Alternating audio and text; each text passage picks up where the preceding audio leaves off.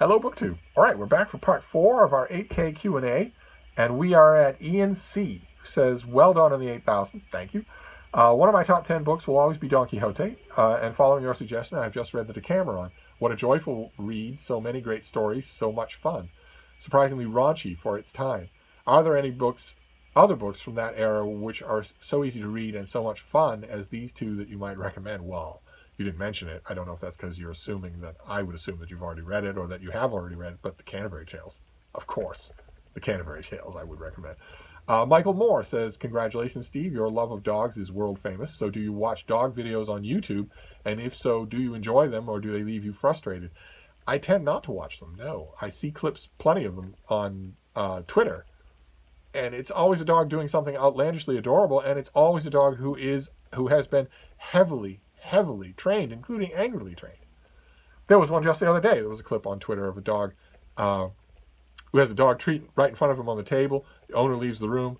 The dog eats the treat, goes over to the drawer where the other treats are, pulls it open, takes one out, nudges the drawer closed, brings the treat over and puts it right back where the old one was, so that the owner won't know and will come back, say you were a good dog for not eating the treat, and give the dog a second treat. And the comments on that video were full of people saying, boy, dogs are so clever. Oh, they think just like us. And I was listening to the dog in that video who had been yelled at to do that. Now, every step of that was carefully, exhaustively, joylessly trained. So it isn't real. And it's bad. It's a dog doing something that he doesn't understand and doesn't want to do so that a person can make a viral video. And a lot of the YouTube videos that I've seen are the same way. Of course, I choke up like anybody else when I watch one of those dog rescue videos where it's a pitiful, abandoned dog, sometimes injured, sometimes incredibly thin or malnourished, by the side of a train track somewhere, and people go and rescue it, and you get the time lapse where the dog gets better and is rehomed and fostered and all. I choke up when I watch those. But most of the viral videos of dogs on YouTube and on Twitter and elsewhere are dogs being extremely unnatural to please a tyrannical owner. That does frustrate me. Nicholas Lassithiotakis says, Brides Revisited and his collected essays aside, what is your favorite Evelyn Waugh book? A quick comment on it would be appreciated so that I don't have to ask for it in your next Q&A. Well, I don't rank books past a certain point. You rule out Brides Revisited and the collected essays. Okay, those are both great. I don't rank things after that, but Evelyn Waugh never wrote anything bad. So, the Sword of Honor trilogy or anything like that, anything that you want, you're going to find something that's worthwhile to read. So I'd say any of it. KMM says, I don't remember which past video I was watching. However, I believe that you said that you liked opera. I do, very much. Just wondering what would be a few of your recommended books related to opera. Opera composers or classical music related. Thanks for a great channel that I just discovered in the last few months. Not sure about the live. I'd say only if you keep it posted for those who might not be available at the time of the live. Well, I definitely want it to be a posted video on the channel. I don't want it to be just something that only people wandering by get to see. In terms of opera, there are a great many books, a great many of them. The Queen's Throat would be a really good one to start with, but there are plenty of others. Oh my, it's worth a video on its own. Things That Should Not Be says, before I ask, I want to say congratulations. Thank you. As for my questions, I have only one, and it relates to national epics or national stories. Specifically, what are your favorites, and which ones would you recommend to someone starting out with reading this kind of literature? Well, I'm a little bit partial in this regard. So the national epic that I would choose would be from the ancient world would be Virgil's Aeneid. And the national epic that I would choose from from the Renaissance era would be Orlando Furioso by Ludovico Ariosto. And the national epic for America that I would choose would be Leaves of Grass by Walt Whitman, although it was not intended as that. I would still choose Leaves of Grass by Walt Whitman and The Education of Henry Adams if you don't want to read poetry. Harrison Recht says, I have two completely unrelated bookish questions for you. Number one, what are you doing? I recently purchased Alan Nevin's 8-volume ordeal of the Union history of the Civil War era because I have no self-control. What are your thoughts on this series? It's good. It's a little stodgy. It's not anywhere near as readable as some much shorter series. And number two, what is your preference on a complete Shakespeare collection like Modern Library that is edited solely from the first folio versus the more common approach of blending folio and quarto versions of some of the plays. I don't want a collected Shakespeare that has multiple versions of a play, but I do like having all of the works we typically attribute to Shakespeare in one volume. Julie Alvar says, would you tell us more about your home? Why do you call it Hyde Cottage? Is it a cottage? No, that was my surly houseboy came up with that name sarcastically when he first saw the place, and it stuck. How many beds, baths? Well, we rent floors, so every floor has a couple of bedrooms and a bath. Each space has a couple of bedrooms and a bath. Do you have private outdoor space? Don't get me started.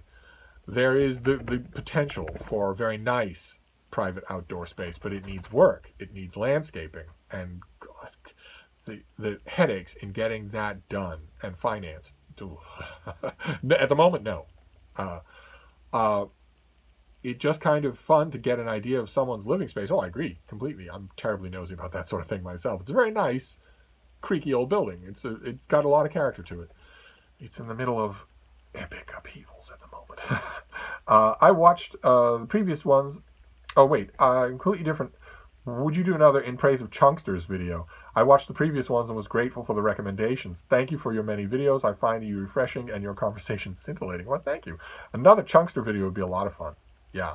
Or a regular series on Big Fat Books. Mac, M-A-C, says, number one, he has a barrage of questions, so they do.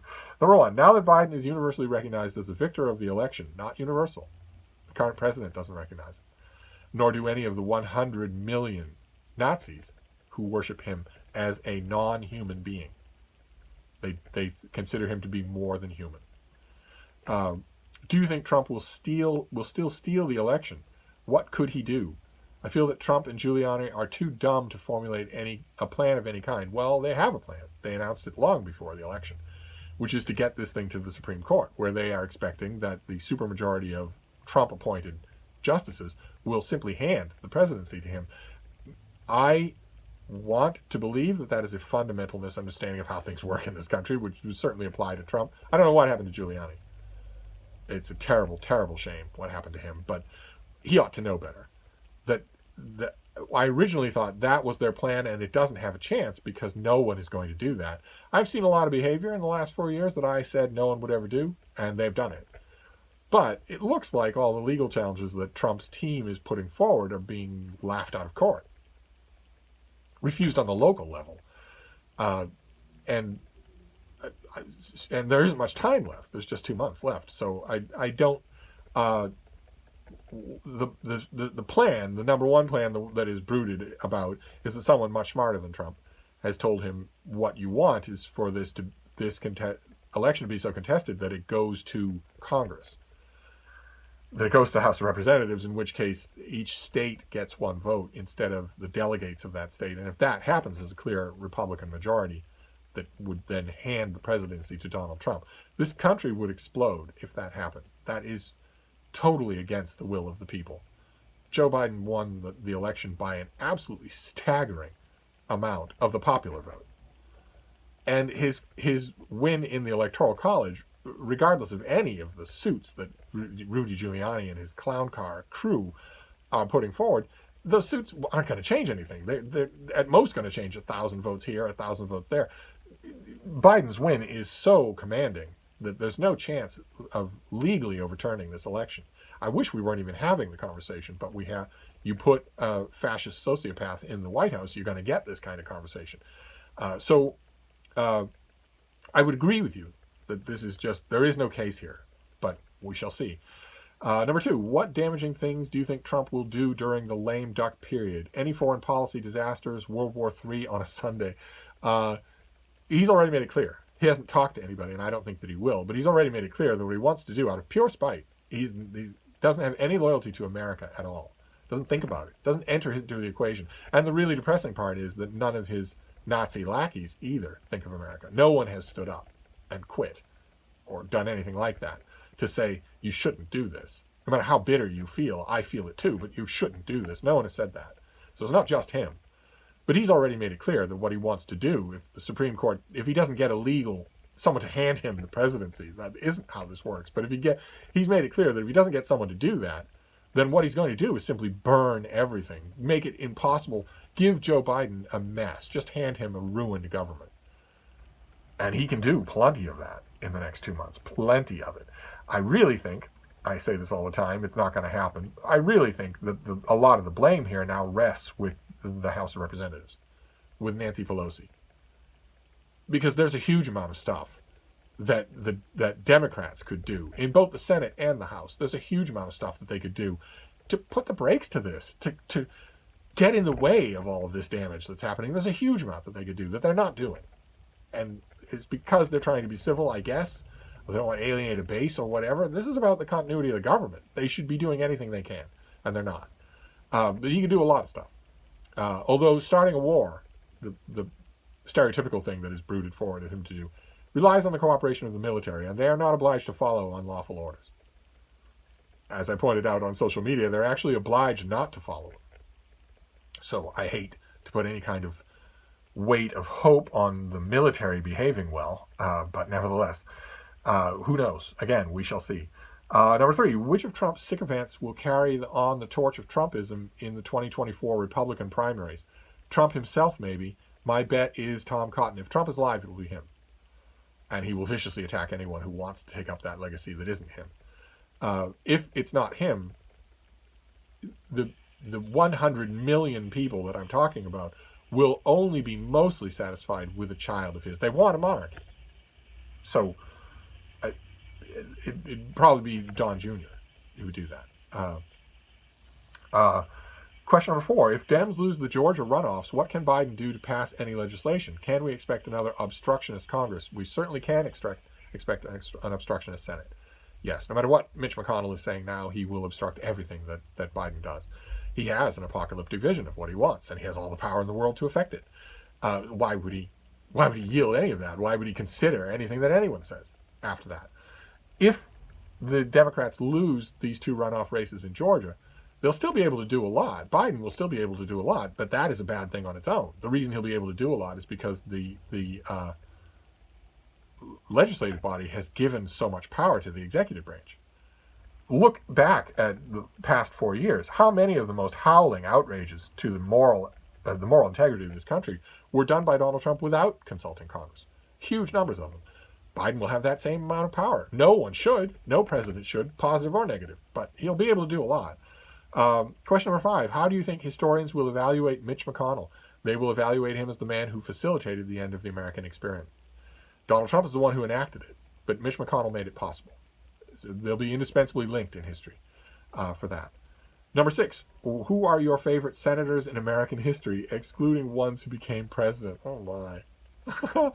That's a long subject. There are quite a few. There are a couple from Iowa, one from Vermont. There are quite a few. Question number 7, including William Howard Taft. Well, you're a political asker, aren't you? Including William Howard Taft, who are some of your other favorite justices in history?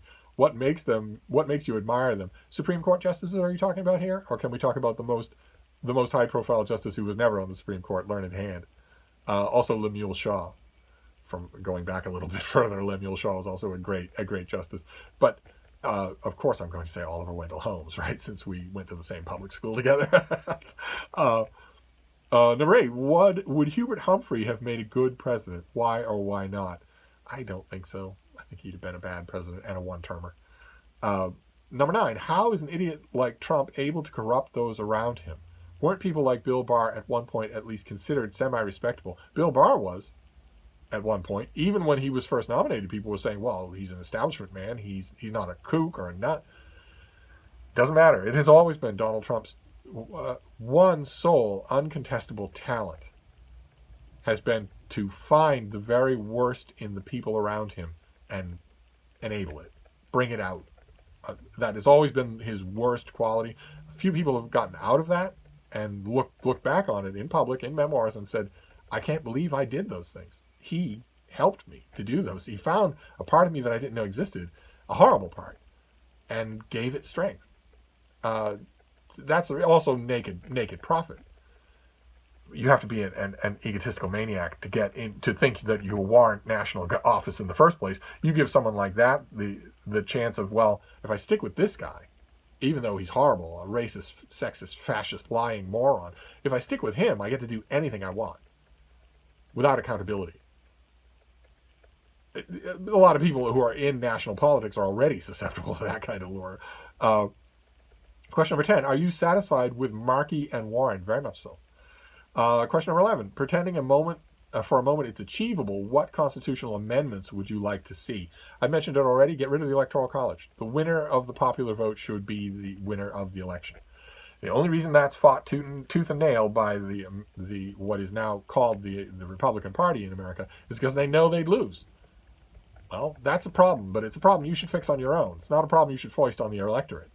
So that's the first thing I do. That would solve a lot of problems on its own. We'd never have to worry about vicious, lunatic, racist presidents anymore. We'd never have to worry about them. They wouldn't win. And so they wouldn't have the presidency. Same thing with gerrymandering. Get rid of that as well, so that we wouldn't have any more wouldn't have nearly as many of those kinds of senators sticking around forever. Chris Beveridge says, you seem lonely. Jesus loves you, Steve. All the best. I don't, in point of fact, just objectively in terms of observable reality, I don't seem lonely. And you don't know that Jesus loves me because you don't know Jesus and you've never met him and you never will. And it's not all the best if you're insulting someone. Okay, so let's see here. Let's move on straight away from the religious nutjob. Mayberry Book Club says, big congratulations. What do you think of Proustian Uncertainties? Oh, the book I got in the mail by Saul Freelander. Has it changed your opinion of Proust's big book? No, it did not. I liked it, but it did not change my opinion. It was not the book that I was looking for. And who is your favorite James Bond actor? What is your favorite James Bond movie? My favorite James Bond actor is Tom Cruise in the Mission Impossible movies, which are the best James Bond movies ever made, or ever could be made. And I'll take any of them. Fallout was fantastic. Chapter 21 says, out of the bazillion novels Anthony Burgess published, only A Clockwork Orange seems to be read today. What are some other Burgess novels you would say were essential? A lot of them are so good. It's the irony here with Anthony Burgess is that Clockwork Orange is not one of his better books.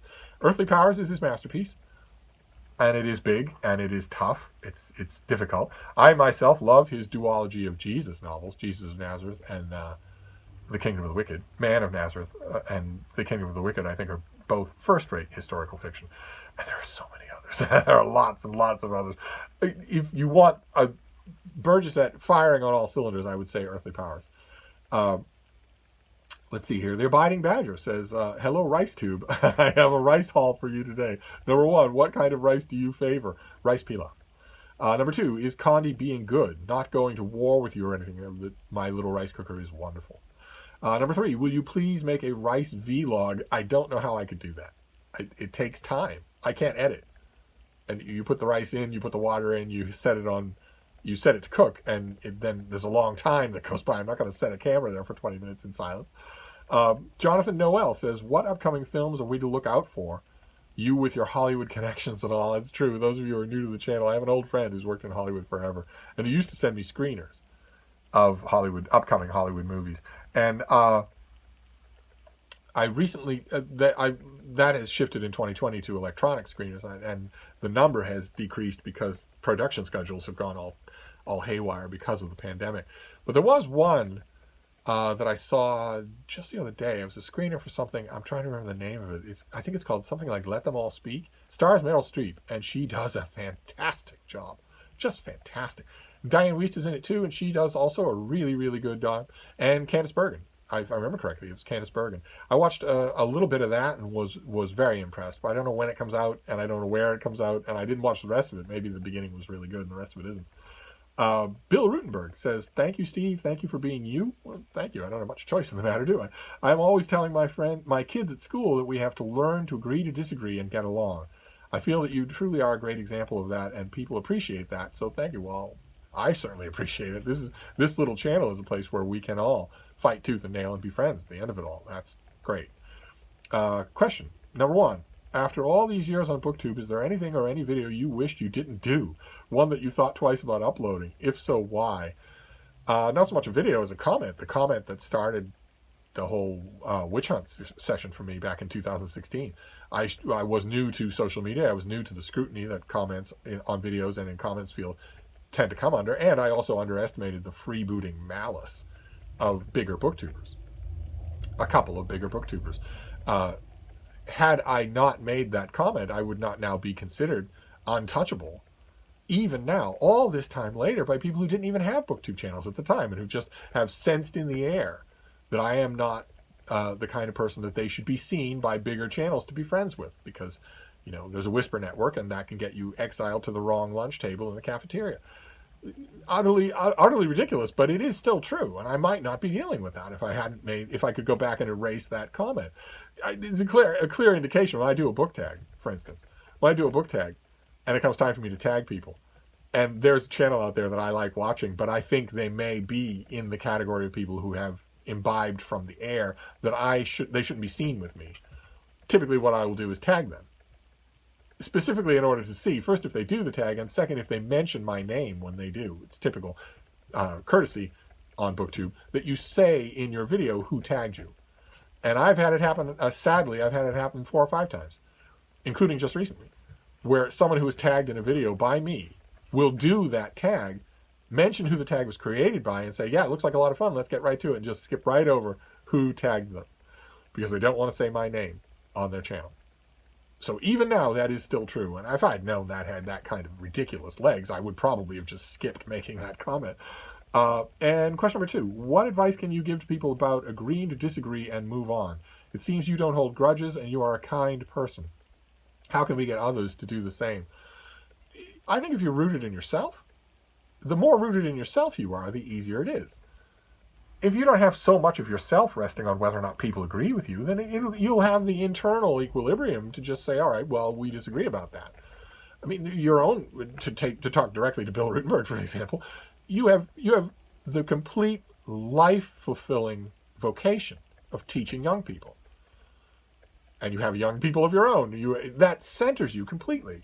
So there isn't as much of you that's out on the line just urgently needing people to agree with you, which means you are able to be disagreed with and still stay agreeable. I just wish more people had that kind of internal grounding, and a lot of them don't. I have a reading audience, a profession that I love. I have dogs that are not even human, don't have any idea what gossip is. So it's able to keep me grounded in a way that makes me not care as much whether or not someone agrees with me, provided they're making sense, provided they're giving something for us to talk about. And I get the impression of the reason why that has become so rare in the 21st century is because so many people in the 21st century don't have that kind of centering. They don't have their priorities straight, to use the condescending old codger language from my own century. They don't have their priorities straight. And so everything is more personal to them. Anyway, how are we doing for time? All right, we're fine. Clash 2 says, considering how much you love pantsing for NaNoWriMo, how much of your future fiction writing is going to be pantsed versus planned? I think I'm always going to pants from now on. Also, could you give us a hint or just outright tell us what writer/book you were talking about when you said that they only wrote it in order to make it to one sentence? It was a book called At End of Day. I don't want to sully the author's name, especially posthumously, any more than that. But RoyalTube says, your thoughts on the play The Boys in the Band and its 1970 and recent 2020 adaptations. I'm not a big fan of camp. I'm especially not a big fan of camp when camp is all you have. When the original Boys in the Band, when the only way that you can write or stage gay people, gay men, sympathetically, is to do it with camp. Because otherwise, what?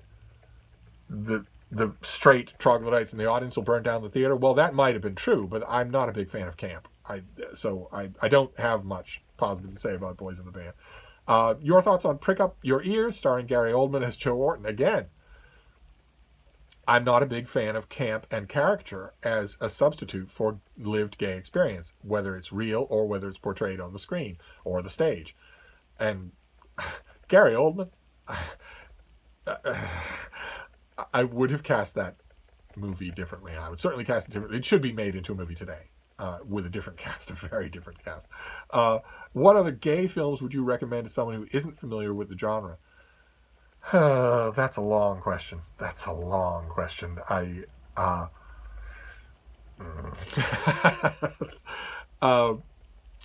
That's a whole video on its own. There are parts of things here and there that I would recommend. So often it degenerates into camp or farce or mentally unhealthy, weird behaviors that are understandable. If you're a persecuted minority, it's going to have a warping effect on some aspects of your personal world. I just don't like that. That's all. I don't like seeing it. And I especially don't like being told that I have to embrace that myself in order to be part of that category. Please. No. I do not have to embrace self-evidently mentally deranged behavior just because I am part of a group that has been marginalized or persecuted. Maybe that's a luxury because I am pretty cis. But still, it's a complicated question. It's too big for this Q&A, but I love it. Zero says, your thoughts on the work of Christian Wyman, both poetry and nonfiction? I largely dismissed it until Jason did Old Blues Chapter and Verse, sang his praises on his Booktube channel. And I went back to the poetry and saw a lot of the beauty that he has often talked about. Who are some contemporary poets we should be looking out for? Isian Hutchinson, House of Lords and Commons. I really liked a lot of his poetry. I see it now. I keep an eye out for it in periodicals, and I like what I see. Ronan Hutchison says, I was wondering what your thoughts are on Charles Bukowski as an author and poet. He stinks.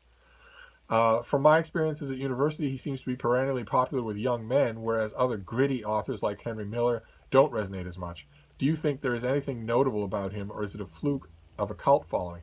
The reason why he is so popular is because he, more than any writer except for Christopher Hitchens, legitimates their tobacco habit. Young men in college, young undergraduate men in college between the ages of 18 and 25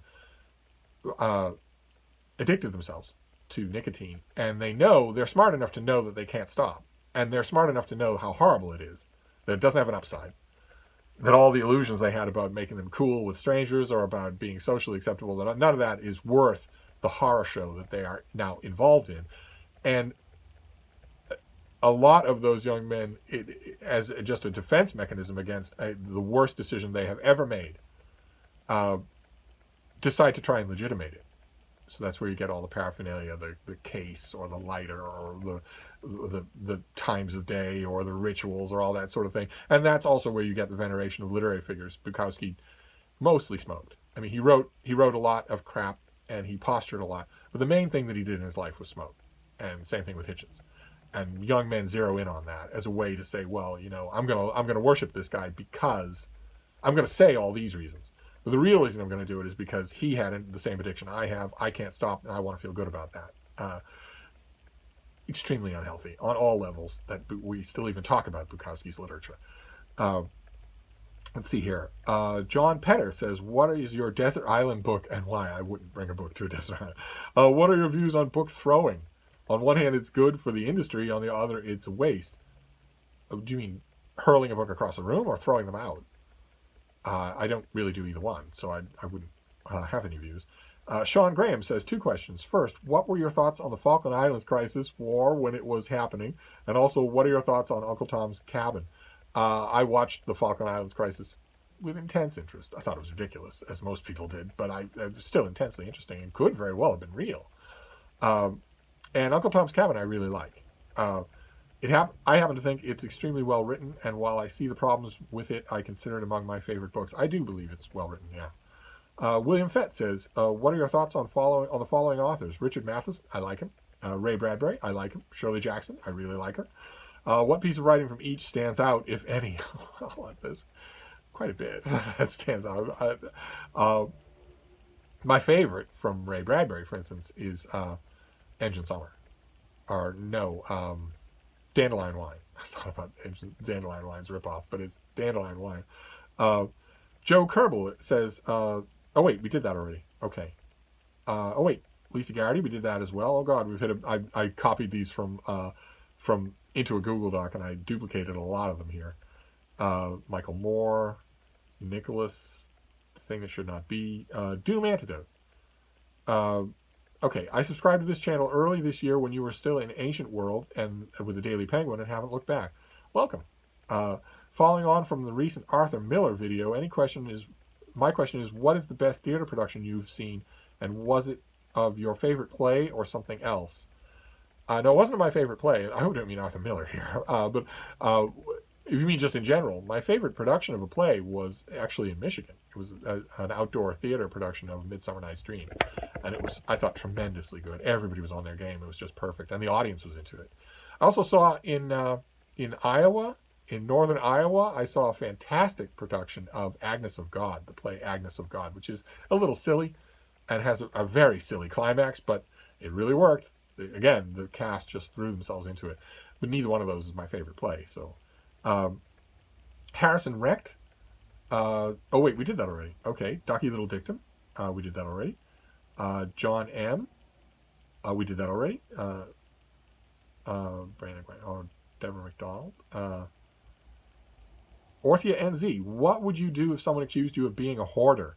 I have been told I have too many books and not enough space for visitors. Take it on the chin? Well, no one has ever accused me of being a hoarder. I have seen what the apartments of actual hoarders are like. There is no mistaking what it is. The key thing, I think, to just protect yourself from accusations of hoarding is to make sure that your floors are clean. If you have things stacked on the floor, then you might not be a hoarder, but you definitely have storage problems. You should address that. You have too much stuff. If you have books or anything else stacked on the floor, then you have too much stuff, but especially books. But otherwise, don't worry about it. Let's see here. Dale Cook says, I recently read that book sales here in the UK slightly increased over the last year. I wouldn't be surprised. Everybody's trapped at home. Not sure about the US. Do you think new readers are buying books or are current readers just reading more? I honestly don't know. The breakdown of numbers that I'm looking for will happen in February. If I'm still caring about the subject, I will look for it then. But Monkey 3000 says, I recently read A Little Life by Hanya Yanagihara and have not recovered since. I know the feeling. I'm not sure I will either. This kind of reading experience truly feels like once in a lifetime, and I have been a lifelong reader. I saw that it was your top fiction pick of 2015, so I have two questions. What do you think it is about this novel that generates such a visceral response in some readers? And what are some other novels that have given you a similar heartbreaking yet wholly rewarding reading experience? Because I can't think of a single one. Well, it's really well done. That's why it produces the effect that it does. And I don't know. I need to know more about the exact aspect of that effect in order to recommend a book, which is what you're asking here. You're asking me to recommend a book, and I take that very seriously. I don't do it lightly. The thing that comes to mind for me is something like Now Playing at Canterbury by Vance Bourgeois, which is out of print, resoundingly out of print. And it likewise has a multifaceted plot that works towards a very emotional gut punch of an ending. But it's not the same kind of thing. The relentless misery of A Little Life is what draws readers in. I'd need to know more about what aspect of it you're looking for. Let's see here. Andrew Russell says, a massive congratulations on 8K. I just wanted to ask you whether you think the distinction between literary fiction and commercial fiction is a worthwhile one for a reader to make to inform their reading choices. What exactly do you see as the distinction, or are the lines between the two more often than not blurred? No, the lines aren't blurred, now less than ever. Literary fiction is much less satisfying because it's a protected class. It's politically protected. It's socially protected. So no editor anywhere along its gestation can improve it, because that would mean that it had a flaw, and it can't have a flaw. It's politically protected, which accounts for the fact why so much of what's so-called literary fiction that comes out is so bad, so unsatisfying to read. You finish it and think, well, okay, that didn't go anywhere. These characters were all odious, and they weren't well realized, and all the major plot points from the beginning of the book were just forgotten. They weren't poorly resolved. They weren't resolved at all.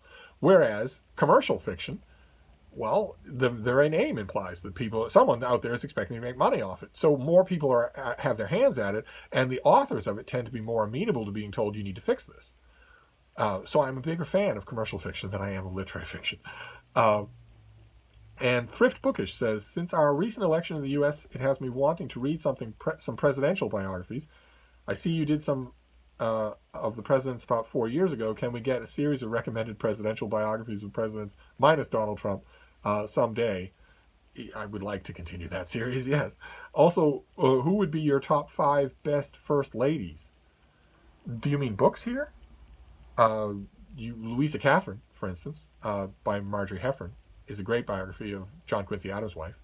And Blanche Weishaupt Cook did a 3-volume biography of Eleanor Roosevelt that's terrific, just amazingly good. And Carl Anthony, I think was the name of the author, who did one on Florence Harding, Warren Harding's wife, that was actually really good, very good, Life and Times. There are all sorts of great First Lady biographies that I could recommend, if that's what you meant. My favorite First Ladies, that'd be a whole other subject. And I'm not coming up with any off the top of my head, except maybe Barbara Bush, but only because she was a huge dog fan. But anyway, that is it. Believe it or not, that is it. That is our 8K Q&A. Such an amazing milestone, and so much fun to answer these questions. So I can't thank all of you enough. I'm going to wrap this up. This has been many long videos, so I'm going to wrap this up with just heartfelt thanks. It is so amazing to me, and we're well past 8K now. So that wasn't a mirage. So I cannot thank you enough. I'm going to wrap this up and see how long it takes these monsters to post. But I will see you soon. Thank you, Booktube.